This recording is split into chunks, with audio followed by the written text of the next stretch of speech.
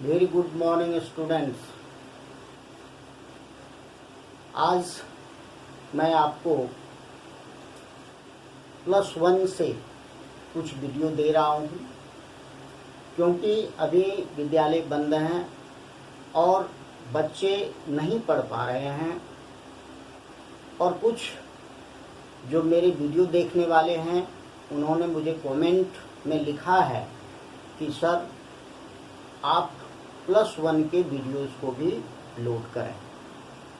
तो उन सभी विद्यार्थियों के लिए आज का टॉपिक मैंने लिया है percentage composition of constant elements in a molecules and its application with the help of these. इसकी सहायता से हम एम्पिरिकल फार्मूला और मॉलिक्यूलर फार्मूला को भी हम निकाल सकते हैं। इसके पहले भी मैंने 2 वीडियोज +1 से डाला है। यह फर्स्ट चैप्टर का है और बहुत ही इम्पोर्टेंट है और इसे मैं बहुत ही आसान तरीके से एक्सप्लेन किया। तो सबसे पहले हमको देखना है कि percentage composition of elements present in a molecule. कोई मॉलिक्यूल है, जैसे मान लिया कि मॉलिक्यूल हमने लिया है H2SO4, ये मॉलिक्यूल है। तो इस मॉलिक्यूल्स में हमारा जो एलिमेंट्स हैं वह क्या है? Hydrogen, sulphur, oxygen. इस हाइड्रोजन, सल्फर और ऑक्सीजन में हाइड्रोजन का परसेंटेज कितना है, सल्फर का परसेंटेज कितना है, ऑक्सीजन का परसेंटेज कितना है, इसको निकालना है, तीनों को निकालना है। तो एक्चुअली परसेंटेज कंपोजिशंस में एक्चुअली इसको क्या कहते हैं? Percentage composition. जैसे कोई दवाई लेते हैं तो उसमें बहुत सारी चीजें मिले रहते हैं, कोई 5%, कोई 10%, कोई 15%, इस तरह से मिले हुए रहते हैं। उसी तरह से हमारे जो मॉलिक्यूल्स हैं उसमें भी सभी एलिमेंट्स अलग अलग परसेंटेज के रूप में मिले हुए रहते हैं। अब हम परसेंटेज कंपोजिशन को डिफाइन करते हैं। तो परसेंटेज कंपोजिशन क्या है? Relative mass. हाइड्रोजन का रिलेटिव मास कितना है इसमें H2SO4 में, सल्फर का कितना मास है और ऑक्सीजन का कितना मास इसमें मौजूद है इन 100 parts of its mass. 100 part of its mass, इसके 100 पार्ट्स में कितना जो है हाइड्रोजन मौजूद है, कितना सल्फर है, कितना ऑक्सीजन है। That is percentage composition. It means, अब आप लिख लीजिए, relative mass of constituent elements in a molecule in 100 parts, 100 part of its mass. That is called percentage composition. इसको मैथमेटिकल फॉर्म में हम लिखते हैं percentage composition of an element. कोई भी एलिमेंट हो, an element that is the total mass of element divided by the molar mass into 100 parts of its mass। 100 में कितना होगा?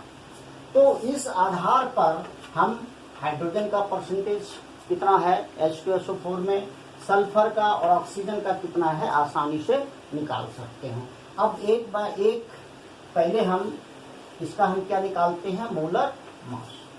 तो मोलर मास निकालने के लिए H2SO4, इसका मोलर मास क्या होता है? Mass of all the total mass, sum of the total mass of all the elements present in a molecules. तो हाइड्रोजन कितने हैं? 2 एटम्स है, 2 into atomic mass of hydrogen.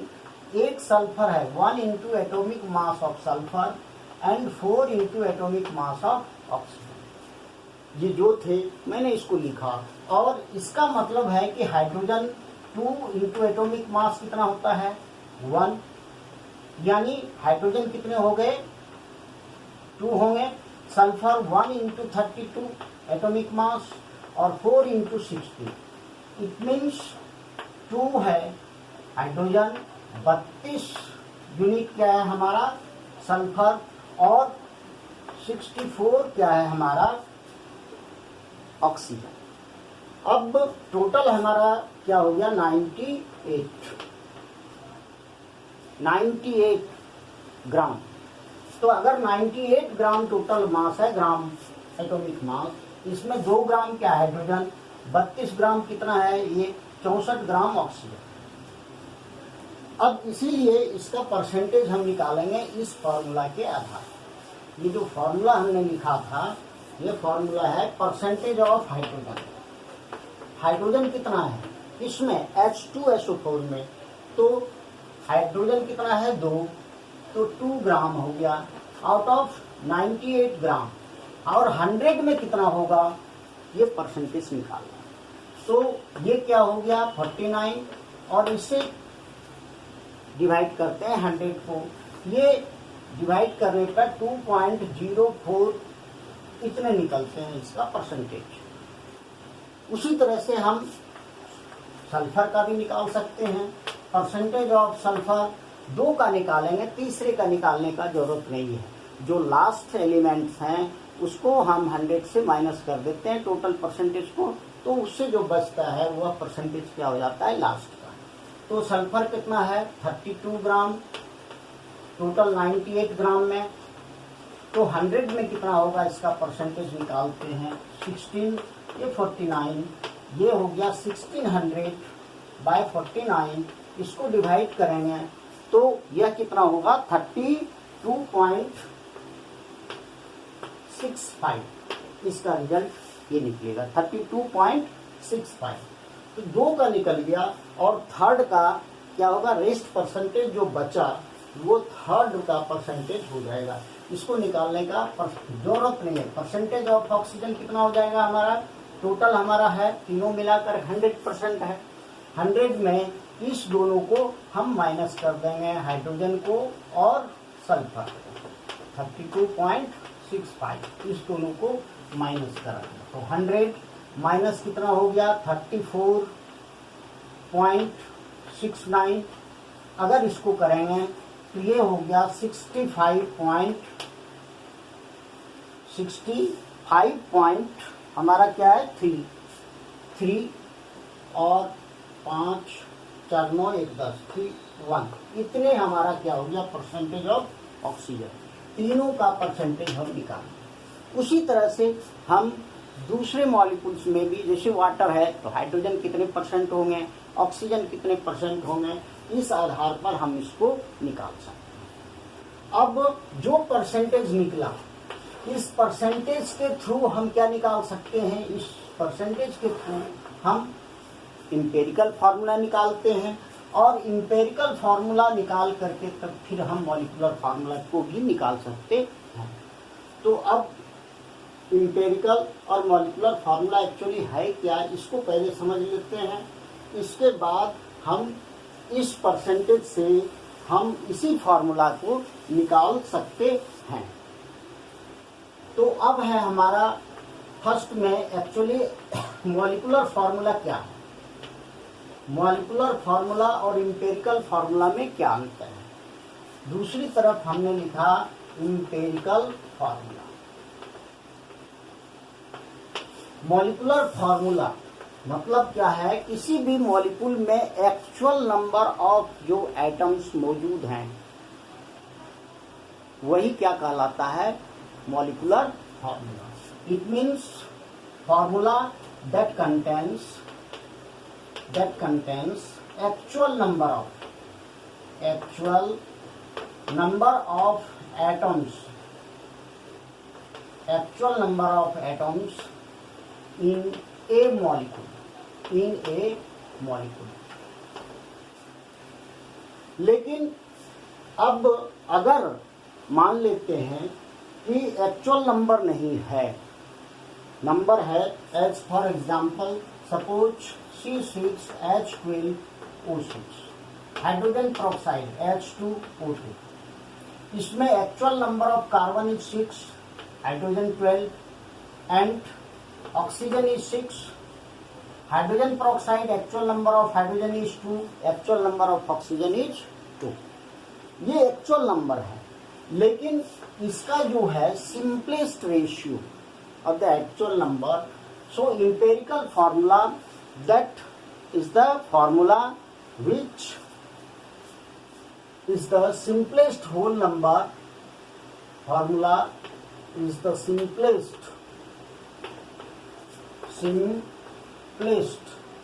whole number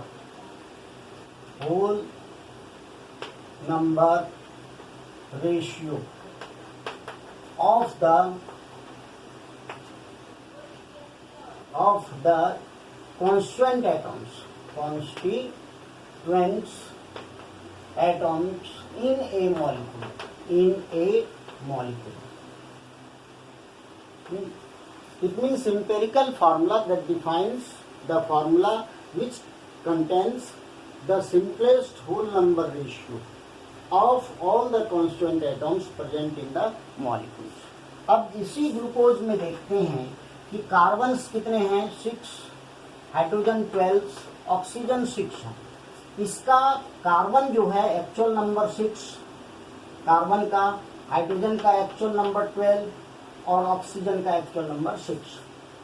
अगर हम सभी को सिंपल रेशियो में करें तो ये क्या हो जाता है, 6 से अगर हम डिवाइड करते हैं तो सिंपल रेशियो 1:2:1 ये हमारा आता है। इसलिए यहाँ पर इसका फॉर्मूला हो जाएगा CH2O।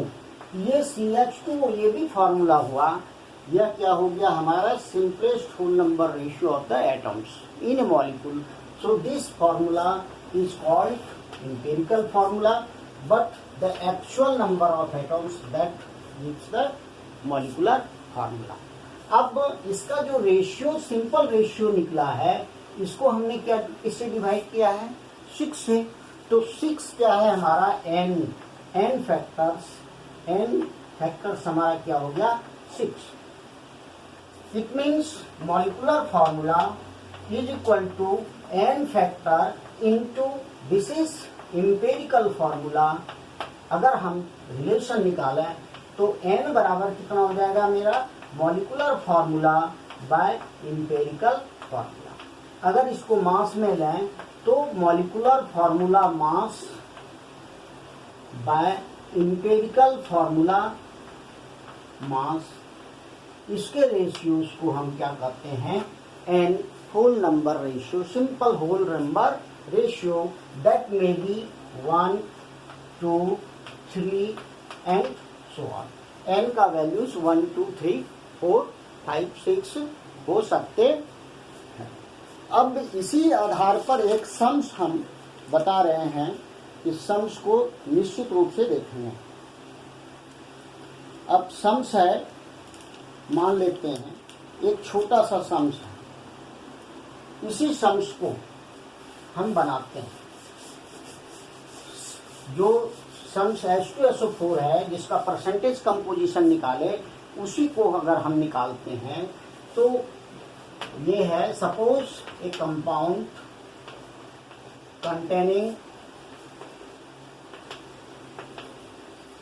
containing hydrogen, sulfur, hydrogen that is 2.04%, sulfur 32.65%, and oxygen that is 65.31%। जो हमने निकाला था परसेंटेज में इतने हैं। तो calculate the molecular formula, calculate molecular formula if it's vapour density is 49। Vapour density दिया हुआ है, तो इस उल्टे तरह से पहले परसेंटेज कंपोजिशन निकाला, अब इसी परसेंटेज कंपोजिशन से इसका फार्मूला क्या बनता है उसको हम निकाल सकते हैं। तो इसमें सबसे पहले जो भी एलिमेंट्स है हमारा हाइड्रोजन, सल्फर, और ऑक्सीजन, इसको मैंने लिख लिया। इसका परसेंटेज मास, तो इसका रूल हमारा क्या है, सबसे पहले इसको convert percentage mass into gram, उसमें कन्वर्ट कर लेंगे। तो ये टोटल 100 ग्राम में से लिया गया है, ये हो गया 2.04 ग्राम। सल्फर कितने हो गए, 32.65, और ऑक्सीजन कितने हो गए, 65.31 ग्राम। अब इसका हम क्या निकालते हैं, मोल्स। मोल क्या होता है, मास बाय मोलर मास, यानी ये मास है और इसको मोलर मास से या एटॉमिक मास से हम डिवाइड करते हैं, यानी 2.04, और हाइड्रोजन का कितना होता है 1, उसी तरह से 32.65, और इसका सल्फर,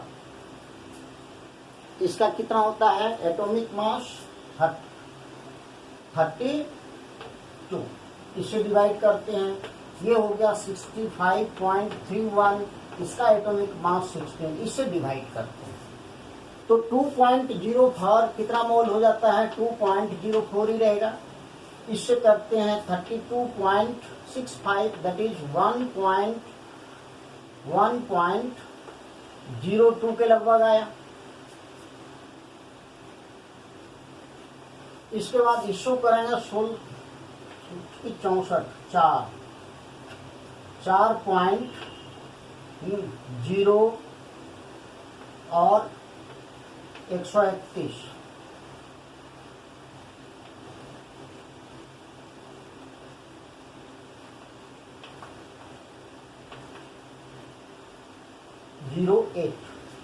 अप्रोक्सीमेटली ये हमारा क्या हो गया, मोल्स निकल गया। अब सिंपल मोलर रेशियोज निकालना है, सिंपल मोलर रेशियो। इस सिंपल मोलर रेशियोज को हम कैसे निकालते हैं कि जितने भी मोल्स है उसमें सिंपल मोल्स कौन सा है, जो सबसे छोटा है, तो सबसे स्मॉलेस्ट मोल्स है 1.02, इसलिए इसी नंबर से सभी मोल्स को डिवाइड करेंगे तो उससे क्या निकलेगा, simple molar ratio. It means 2.04 है, 1.02 से डिवाइड किया, ये है 1.02, इसको भी 1.02 से डिवाइड, ये 4.08, इसको भी 1.02 से डिवाइड किया। तो ये कितना हो गया हमारा 2, ये कितना हो गया 1, और ये हो गया 4, ये निकल गया हमारा सिंपल मोलर रेशियो। ये एक्चुअली होल नंबर में है, अगर ये होल नंबर में नहीं होगा तो फिर जो है हम जो सिंपलेस्ट मोलर रेशियो है उसको निकालने के लिए कि सिंपल डिजिट से मल्टीप्लाई करके होल नंबर में कन्वर्ट करते हैं। तो चूंकि ये होल नंबर में है ही, इसलिए हाइड्रोजन कितने हो गए 2 मोल्स, सल्फर को 1 हो गया रेशियो, ऑक्सीजन का 4, इसलिए हमारा जो इंपेरिकल फार्मूला बना, इंपेरिकल फार्मूला वो हाइड्रोजन कितना है 2, और सल्फर कितना है 1, और ऑक्सीजन कितना है 4, H2SO4 इंपेरिकल फार्मूला बना। अब हम देखते हैं कि मॉलिक्यूलर फार्मूला इसका हम कैसे निकालते हैं। तो अब हम इसका मॉलिक्यूलर फार्मूला इसको निकालते हैं, यानी n फैक्टर निकालना होगा। तो molecular formula mass by empirical formula mass, molecular formula mass तो हमारा दिया नहीं है, वेपर डेंसिटी दिया है, तो molecular formula equal to 2 into vapour density by empirical formula mass, ये लिखते हैं। तो 2 इंटू 49 ये दिया हुआ है, और इंपेरिकल फार्मूला मास इसको हम निकाले हैं, दैट इज 98, ये 98, ये और ये कैंसिल हो गया, दैट इज 1। इफ अगर n का वैल्यूज जो सिंपल रेशियोज है मॉलिक्यूलर फार्मूला और इंपेरिकल फार्मूला का, वह अगर 1 आता है तो इसका मतलब है कि empirical formula will be same as molecular formula. तो एम्पिरिकल फार्मूला जो होगा मॉलिक्यूलर फार्मूला भी वही होगा। इसलिए इसका empirical formula molecular formula same होगा, दैट इज H2SO4। इस तरह से हम एम्पिरिकल फार्मूला और मॉलिक्यूलर फार्मूला को निकाल सकते हैं, जो कि बहुत ही आसान है और मैंने इसको बहुत ही अच्छी तरह से बताया है। इसके बाद जस्ट मैं आपको